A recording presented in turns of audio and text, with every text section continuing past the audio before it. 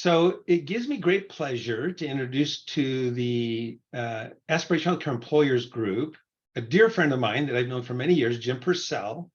I'm going to let him do a little bit of his own introduction, but what I think is cool is Jim went from being the CEO of a Blue Cross Blue Shield organization back in Rhode Island, where they had a large percentage of the population, and saw the need within the healthcare system to make health and well-being a bigger part of what companies consider as a strategy, and has created a movement and an organization that's done some really cool research, done numerous podcasts. He's done some exciting things around moving boards and CEOs to address making a culture of health and well-being a significant strategy of the company.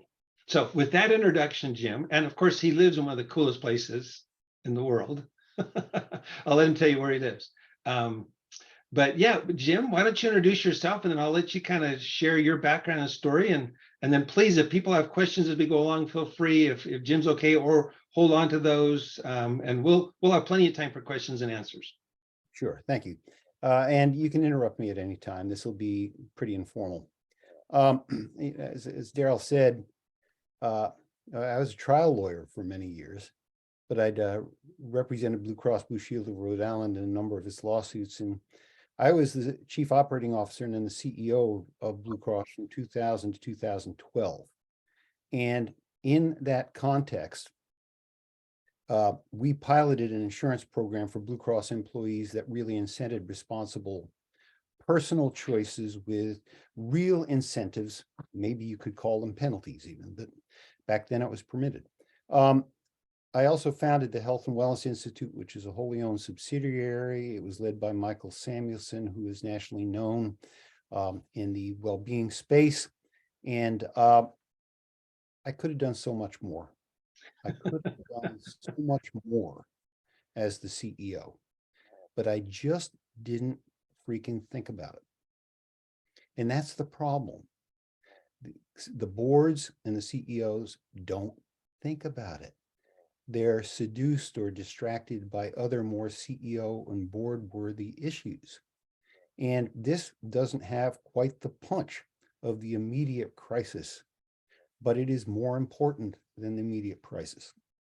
Each of you does business through your employees.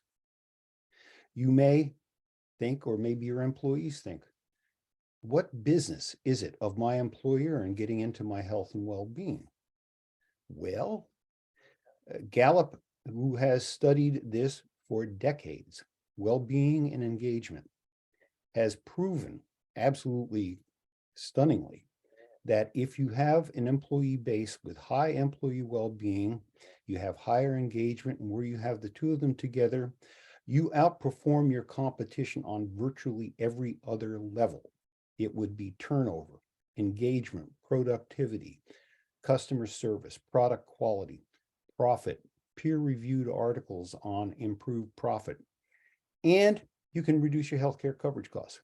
Now, Daryl may shake his head a little bit at this, but I typically, when I speak as a former health insurance CEO, I say, do not use the reduction of your healthcare costs as your sole measure of the validity of your well-being program, because the cost of insuring or self-insuring for your employees' costs, it's tricky. There are a lot of moving parts there. You can do your best, but you not only got the amount that they use it, but the prices at which they use and the relative expensiveness of the services that they use. So you got those three things going on at the same time. Everybody's wondered why healthcare coverage costs are 3 times the rate of inflation. Well, you don't just have price increases, but you got use increases and relative value of the service increases, all leveraging themselves. But that doesn't mean that well-being cannot reduce your healthcare coverage costs. It absolutely can. So when I retired, I thought I was going to go out and write and speak on the healthcare delivery system, which, as we all know, is a little bit cracked. And Daryl's heard me say this. I had it down to 4 sentences, and everybody was agreeing with me, but nobody was doing it until you guys in Aspirational Health started to come along and actually try to do it. And I got bored and I started thinking, well, what about the whole other half of the equation? Even if we had the very best delivery system in the world, if we live increasingly unhealthy lives and become increasingly chronically ill, nothing's going to help us. So what can we do here? We know there's an issue. We know there's got an obesity crisis, a diabetes crisis, musculoskeletal issue crisis. And we know what's driving that's chronic illness. So why not workplace wellness? And the deeper I dive, I'll do a really quickie on this. The deeper I dived into it, most workplace wellness programs are abysmal failures. It's employees throwing money in the basket. And there are a lot of reasons for that. So I founded Returns on Wellbeing Institute 5 years ago, together with my partner, Steve Van Yoder, to start a national movement, or to help start a national movement on employee well-being as not just the right thing to do, but a strong bottom line business strategy, because you're in businesses to make a profit, or if you're nonprofit, to get your mission done.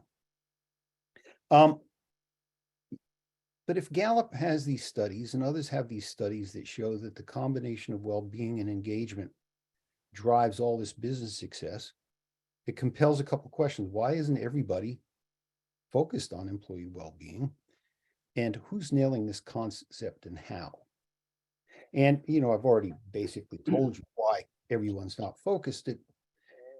We get seduced into other issues. It's another issue, but human capital is your number one priority. And, if you put it that way and you get the CEO and you sit him or her down and say, is human capital your number one priority? Oh, duh, yes. Well, how much time does your board of directors spend on it? No.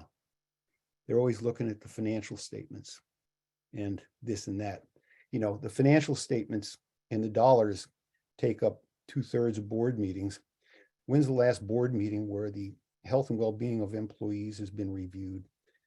Who's the last CEO that's been held accountable by his or her board for the health and well-being of their employees? And why shouldn't they? What's more important? You do your business through your employees. So this is a little stunning. This is a big black hole.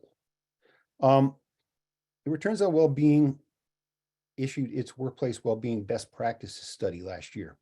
And it's a result of studying 18 employers that had reputations for exemplary workplace well-being programs. The study was sponsored by WellCoa, and we used 8 top awardees of the WellCoa Awards.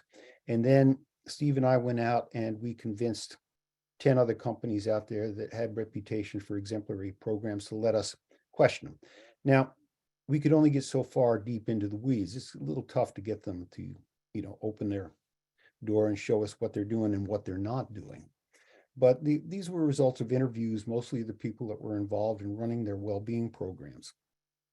And in any event, these 18 companies ranked right up there. I won't go into the study in detail. That's not why you're here today. But anybody who wants to study, send me an email and I'll send you a link to it. The key findings, and I'll get into a reason why we're talking about this in a moment. The key findings are the 6 evidence-based best practice. And I'll go through the real summaries of them. 1, a strategic approach. 2, culture is a priority. 3, whole person approach. This is where your programs lie. 4 is leadership, especially the CEO. 5, purpose is a priority. And 6, measurement of returns that matter. Were all 18 companies doing all of these? No way. Even the very best, they're not nailing all these. Many of them nailed some of them pretty well. I was very pleased to see how many were moving into the whole person well-being, mental health. We have COVID to thank for that mostly. Only a handful really hit all 6. And even with those, there were some areas which I drew differences with. So based upon my experience and the results of our studies, what can I share with you today that might be helpful to give you something to take away that's tangible, that you can talk to whomever you need to talk to about this. First, to do this right, it won't be terribly expensive from a cash outlay, but it'll take time. It's going to take effort. It's going to take patience and persistence. You're going to want to do this. And that's the reason why not everybody's going to do this. I'd be happy if a third of companies did this, because you're not going to have the patience and persistence and desire to do it. But if you do it, you're going to reap benefits beyond just the reduction of healthcare coverage costs. If you can cut your turnover by half, if you can improve your customer service, if you can improve your profit, it'll dwarf what you can save in healthcare coverage costs, I think. So I do challenge you, though, and this is what you can challenge anyone else on about who says, I don't have the time. This is an HR function. It's not a CEO function. Human capital is a CEO function every bit as much as financial capital. I would argue that CHROs should be elevated to be in the interior executive leadership team together with the CFO, the COO, and the CEO. They are that important. They are not today. So let's just review the 6 practices for the moment, the emphasis I give for each. For the moment, forget about your programs. It sounds a little odd, but forget about your programs. That comes last. It doesn't come first. It just doesn't. Because if you have a toxic work culture, no matter how good your programs are, they're not going to work. Nobody's going to participate. And if they do participate, they're just going to do it to get the incentives. We know this. Gallup tells us an average of 30% participation in any programs across the United States. And it's one of the biggest issues. And if the CEO and other leadership haven't bought in, your frontline managers are going to know, and they're going to hit their numbers usually what they usually do, and they're not going to get the religion. But if the CEO and the board and the CFO and everybody else say, this is the most important thing you've got to do, and it's going to be the subject of your reviews and your compensation adjustments up or down, you've got their attention now, but you got to follow through and do it. Unless you take a strategic approach to employee well-being, probably not going to work. Would you undertake any other strategic business priority without taking a strategic approach? Planning, funding, staffing, executing, and holding accountable. Who does that? Who does all of those things for well-being? Not too many.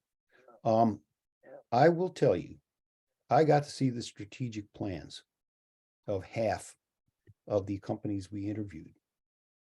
And I had lots of things about participation rates and program satisfaction, but it didn't have the measures that matter to the employees. Are their lives getting better? Are their physical issues getting better? Is their financial stress getting reduced? And the measures that matter to employers, which is, as you know, turnover, engagement, customer service, healthcare coverage costs, and profit. Nobody was measuring those, with the exception of 3 programs. Nobody was measuring those and holding the well-being program accountable for achieving it. If you don't do it, if you don't measure it and hold accountable, what do you expect is going to happen? If you don't strategically plan it, what do you expect is going to happen? Strategic plans didn't even have those measures, much less hold people accountable for them. They had loosey-goosey measures, and the HR people, a lot of them said, I've got a job that came from heaven. I'm helping employers. I'm throwing parties. And I go to the CEO and I ask him for more money, and he usually says, sure. And he doesn't even, and then I say, has he held you accountable for results? No. That's demeaning. That's dehumanizing. That's nonsense. If you have a program that's about the well-being of your employees, and you're not accountable for improving the well-being of your employees, what does that say about your attitude toward your employees? What's more important? It's not demeaning. It's not dehumanizing. It's trying to do something to improve the lives and the well-being of your employees. So what I'm really getting to in the long term, CEO leadership, culture, and a strategic approach are the absolutely critical bases upon which you then put your programs in. And okay, what programs do you pick? Well, if you don't know what's going on with your employee base, pretty hard. I mean, most of us in this call today are paid a lot more than the average frontline worker. We don't know what their lives are like. We may think we do, but we don't. We don't know that 40% of American households are living from paycheck to paycheck and cannot meet a $500 emergency without borrowing. We don't know what their lives are like. So you got to ask, and you got to get answers. And based upon doing a strong assessment, which you repeat of your employees, then with the help of your employees, you pick the programs that are going to work. But programs come last. If you got a bad culture, nothing's going to work. You're throwing your money away. If you want to treat your employees like crap, well, it's not going to work. But, you know, and Daryl was talking at the beginning about a culture of health and well-being. My approach, believe it or not, is a little bit broader than that. Mine is a culture of caring for and about valuing and respecting your employees as the foundation to then focus on their well-being. There's a difference there. Mm-hmm. And I think that critically, now to do this, it takes work. You got to soul search the culture of your organization, and you may find things that you're not going to like. And culture can be determined. It's as real as the bricks and mortar you're building, and it, quite frankly, is probably more important. So there are ways to assess your culture to find out what's going on. You can use third parties to do it, but you know, there's some professors in the University of Minnesota, I believe, Cameron and Quinn, that years ago said 75% of all strategic initiatives fail because of failure to take into account culture. And so, you know, of the 6 evidence-based best practices, the strategic approach and the measurement go hand in hand. If you have a strategic plan that has specific measures that matter, you hold people accountable. Yeah, it's a good start.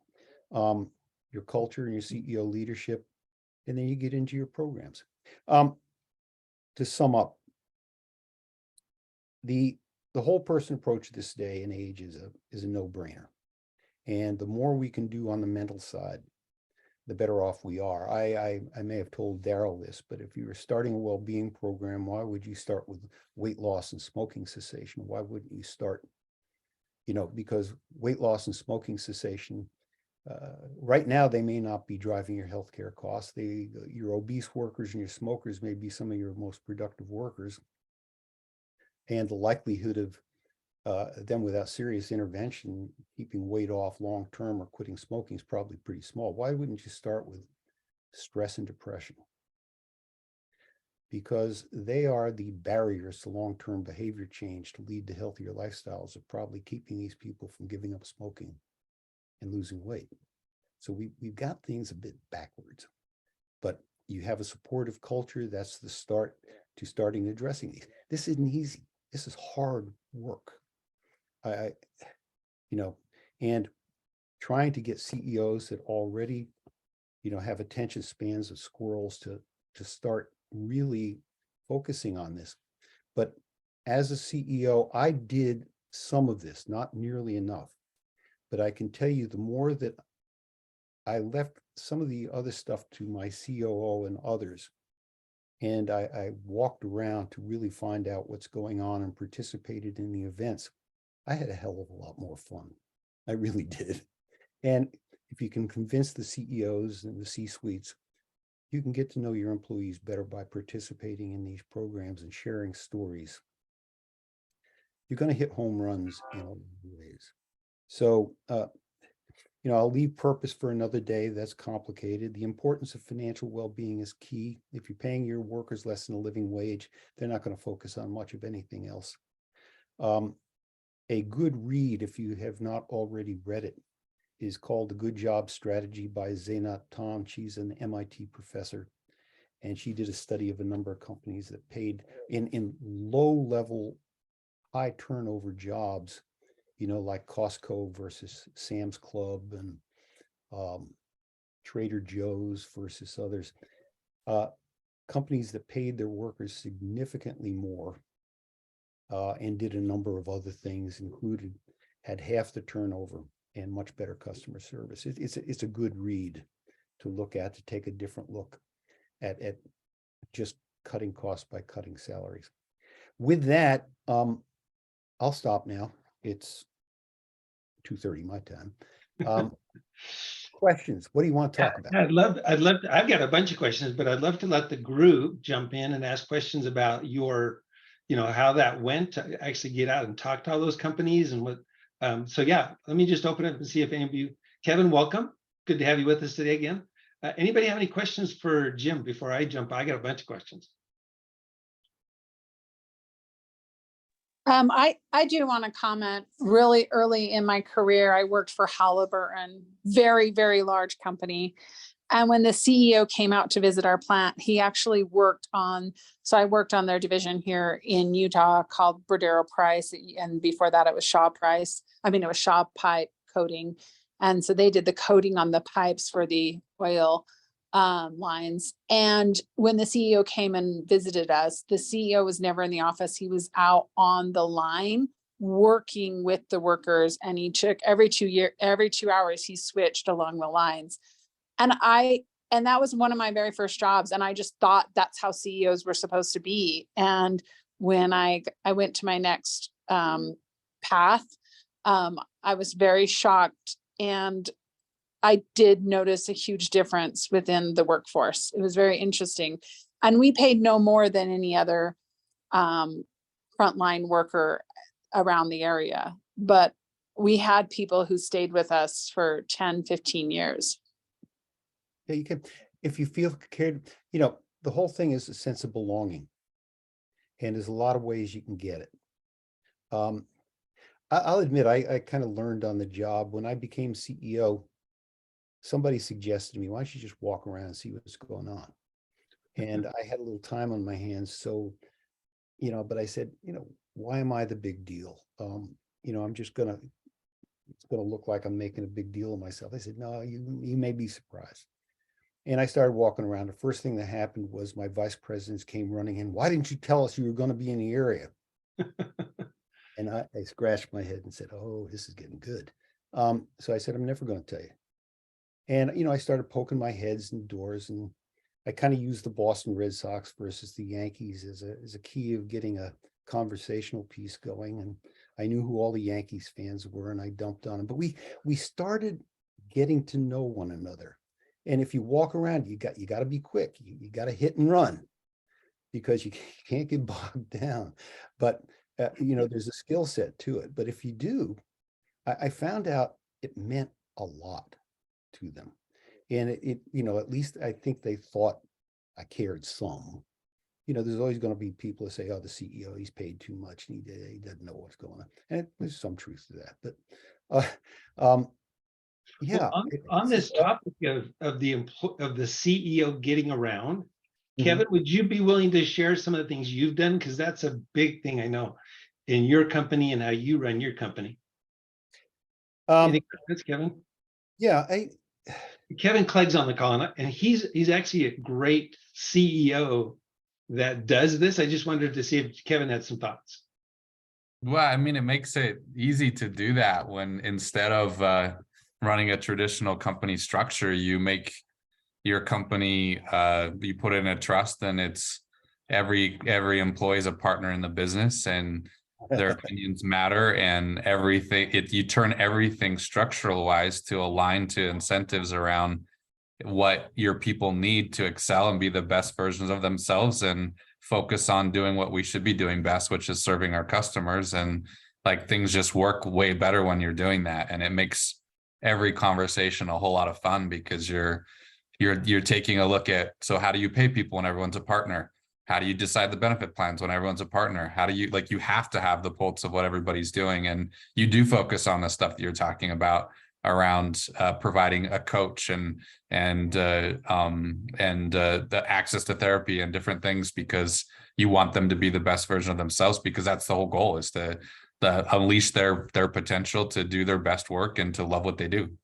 Yeah, I mean, you're talking about culture, and the very best companies with regard to health and well-being of employees are either companies that are still run by the founder or that are companies that are employee owned. And, you know, there's just that cultural thing that drives through it. But, you know, in walking around, once the employees start to trust you, you learn the damnedest things. I was speaking one time in front of we had a call center of 270 people, and one tall woman that looked like Maud on Golden Girls or whatever her name, the tall one. You know, I was asked a question. She said, "Mr. Purcell," and I said, "My name's Jim." She says, "You're not going to want me to call you by your first name after you hear what I had to say." And she just ripped me up one side and the other about the technology in the call centers. And she said, "You know, the buck stops with you," and handed me a $1 bill in front of all her employees. And so, you know, I said, "Oh, okay, you embarrassed me sufficiently in front of your employees, but it sounds like there's some truth to what she says." And some people were nodding. And I said, "Okay." And I laminated her $1 bill and put it behind my desk. And I said, "I'll give it back to you when we've improved the problem by 50%. And I did. I eventually gift wrapped it up and left it on her desk one day. And she was just a call center person. But that's a great story. Anybody else have any questions for Jim? Yes, Austin. Turn on your mic. Yeah, we're not hearing you, Austin. Not sure why. I know we had trouble last time too.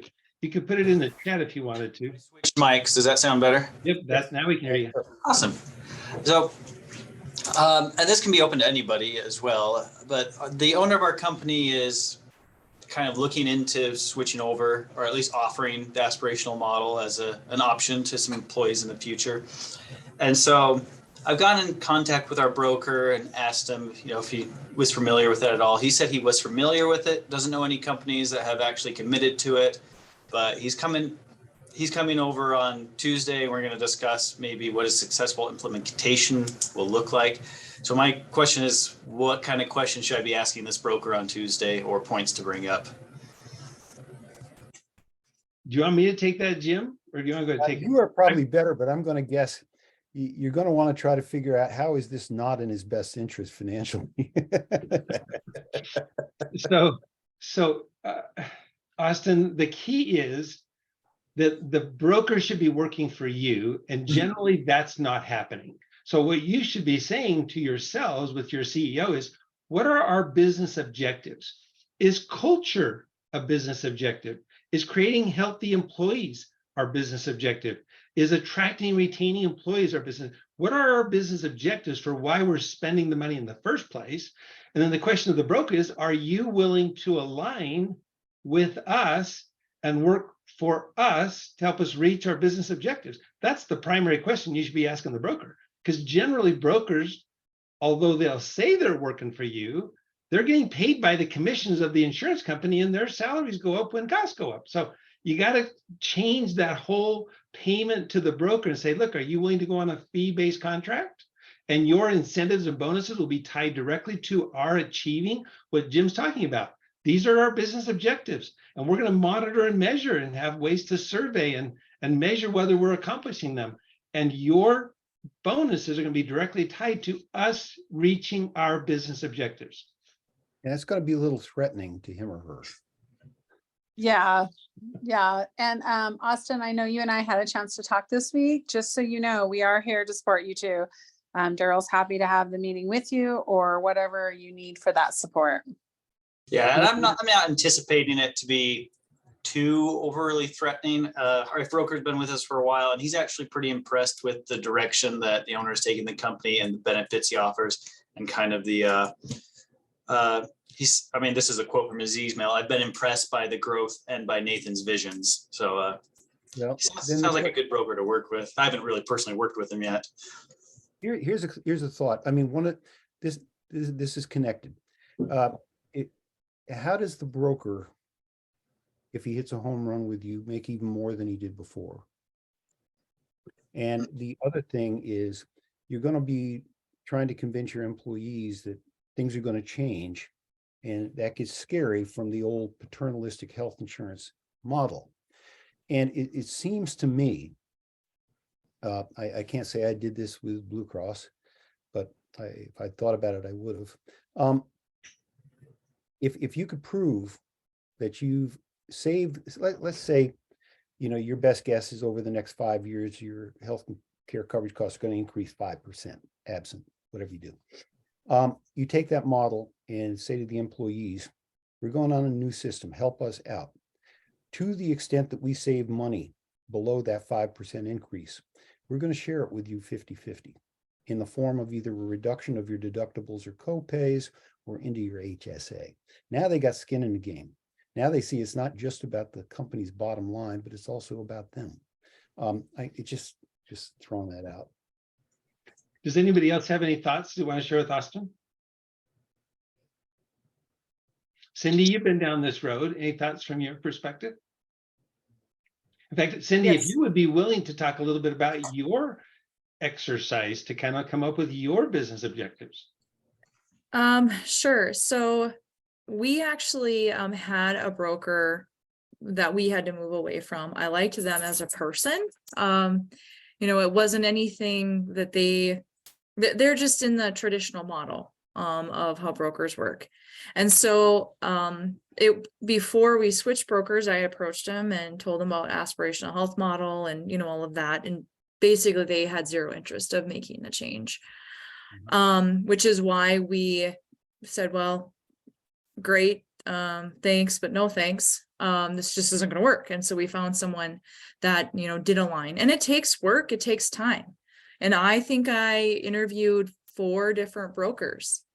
And Daryl had assisted with some of that as part of the aspirational health, model concept. And then, once we've picked our broker, we sat down and said, what are our main objectives here related to having health insurance or basically all benefits. And that's when we, looked at what should our objectives be. And we defined those at the later part of last year. And for us, they made sense to be, and I've got them up here, so I'll read them. Improve our employees' health and well-being and reinforce positive behaviors. Attract and retain key professionals and managers by offering affordable and competitive benefits. And then stabilize or minimize cost increases to the total benefits cost, both employer and employee. And then we put what is the most important of those. So what is the key of the 3? And we settled on improving health and well-being and reinforcing positive behaviors. And in general, I'll say we're still working on exactly how do we measure success of those. And we just need to, I think, finalize them. As there's a few ways to do that. Surveys, what are your premium differences? What are your savings? So there's a lot of different things that we got to look at on how we make sure that we're measuring these accurately. But in general, here in North Dakota, where we reside, the employer provides health insurance, and we have to have an option that's affordable. That is the route that we need to go, because that is really what is expected of our employees. And so in some other parts of the state, or I should say the country, maybe it's something different, but we feel very compelled that in order to be competitive in the industry we're in, we have to have that as a focus, and we have to find a way to manage through all of the different objectives that we've got and be competitive. So that's kind of where we're at today. Thanks, Cindy. Yeah. I'd be curious, Jim, of the companies you surveyed that actually were kind of at the top of the list of best culture companies, how often did you see good, effective measurements and surveys in place where they were asking employees about the culture, about the benefits, and how well culture attracted and retained, and how well benefits retain employees? Did that show up very often? Maybe half.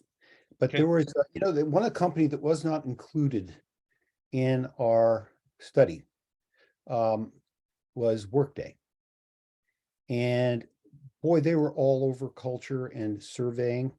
They sent out 3 questions every other Friday to stay on top of, are we behaving in accordance with that, something to try to keep their finger on the pulse. Is there a problem somewhere?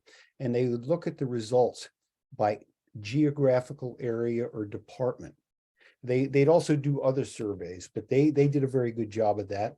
PwC does a very good job. They got a great CEO, a guy named Tim Ryan, who's really all over this thing. Rocket Mortgage is a company that's probably of all the companies did the best job all the way around. There's a German company called, SAP, and they measure, and they have one of their board meetings each year, which reviews a measure of internal subjective views of how happy and how well their well-being of the employees. And they have measured that a 1% drop in nationwide. Now they're a 100,000 employee company.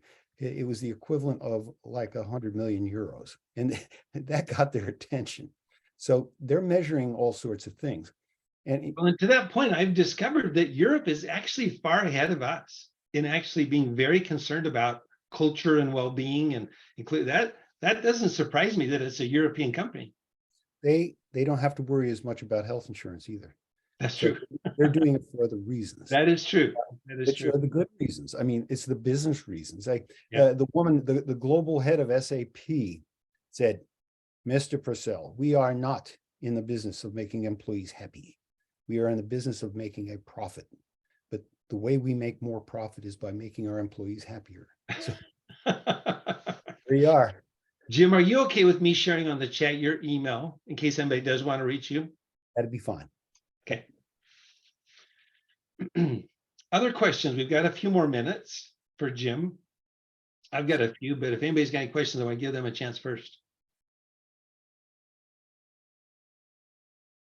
Hey, this stuff is common sense. It's just hard work. Yeah. So, my questions really are around this whole idea of what did you find were some of the most effective measurement tools that employers were using to measure these things? I mean, well-being, culture, satisfaction with culture. Was it mostly just employee surveys, or what were some of the more creative things you discovered? Yeah, I think, a once a year comprehensive survey is okay, but people have lower attention spans these days.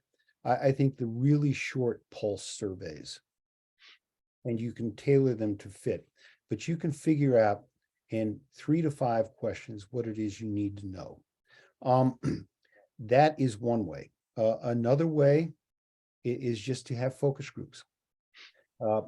This is tricky. The best focus groups are usually run by somebody who's not In the company. in the company. Yeah.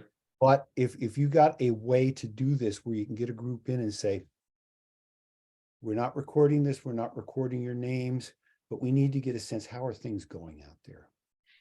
Talk to us about it. Focus groups are really, really good.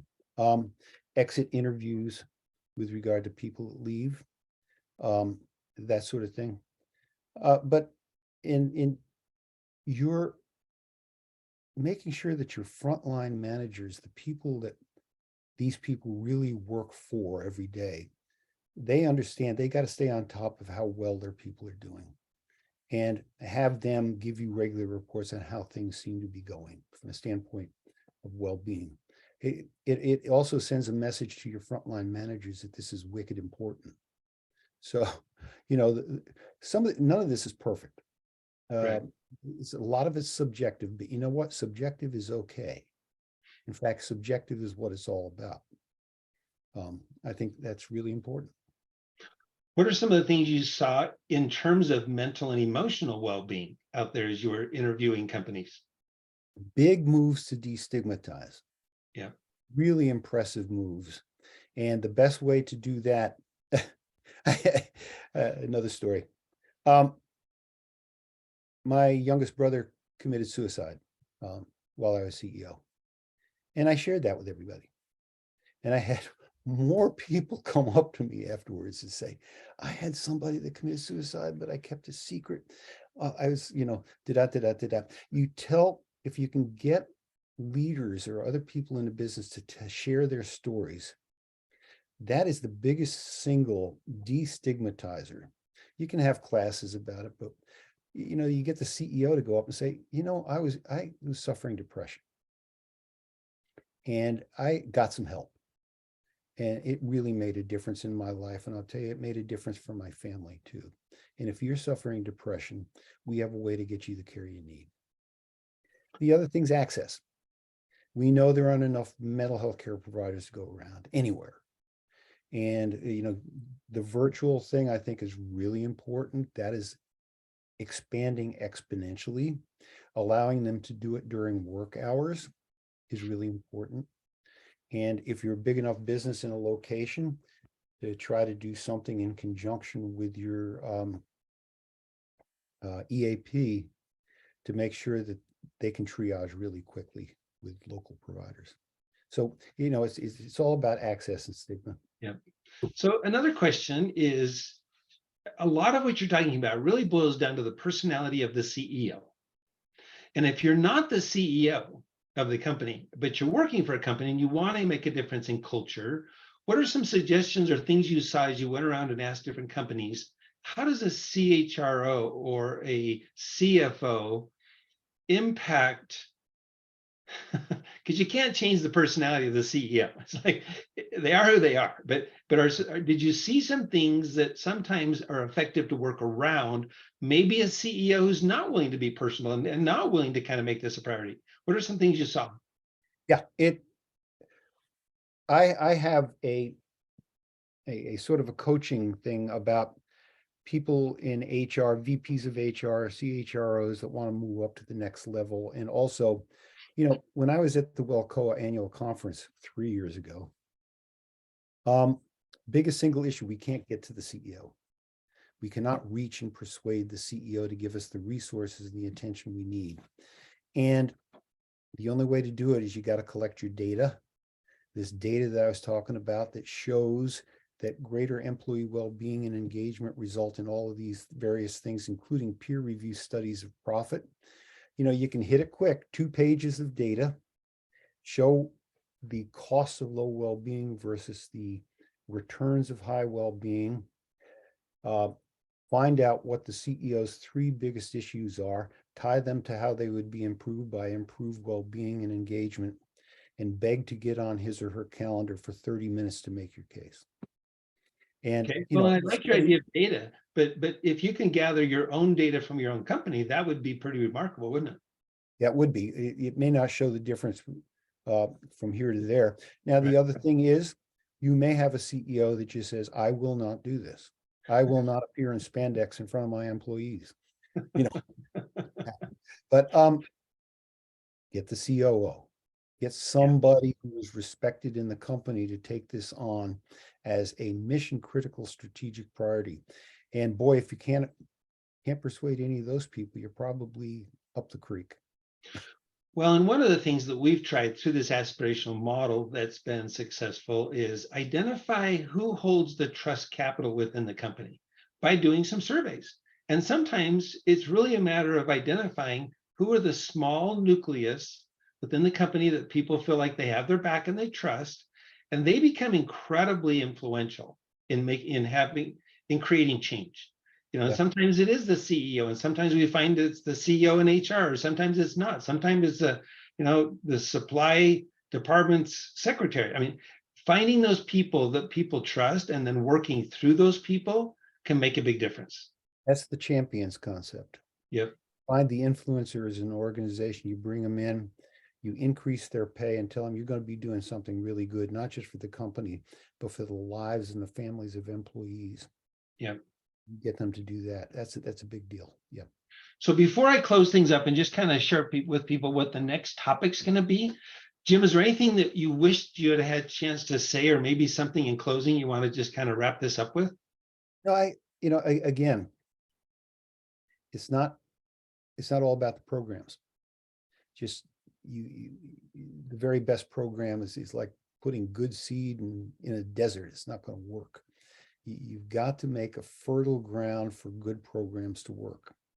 And, that's what it is. So I think if you can focus on those, you're also going to make your workplace a lot better. You're going to, I don't know why more people did not link turnover to the well-being programs, but almost nobody did.